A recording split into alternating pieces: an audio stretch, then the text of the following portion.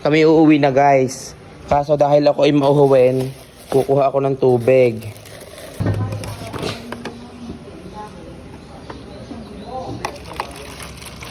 Ayan. Ginagawa mo dyan? Naliligo? Alam na na, inom. Tatanong ko ano ginagawa ko. Kaso, meron ka gasong ito eh.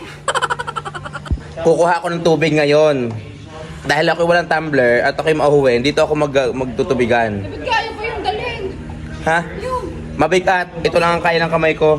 Tara na. dalhin mo. Tara na. Ito'y dala ko hanggang Dalhin mamaya. mo na yung buong water dispenser. Ito'y dala ko hanggang mamaya. Ewanin ko na kung di yan matapon. Oh guys, challenge. Ito ihawak ko hanggang mamaya. Hanggang sasakyan. Challenge mo yan ha. Huwag mo munang inumin. Ay. Kailangan ipunong-puno. Maalam ka pa ako ang kumuha nito. Punuin mo. Hindi, at matatapa na rin. So guys, sasakay na ako sa van at talagang dapat ang tubig na rin hindi matatapon. Dahil ako walang tubigan. Huwag mo kong sama ng tingin.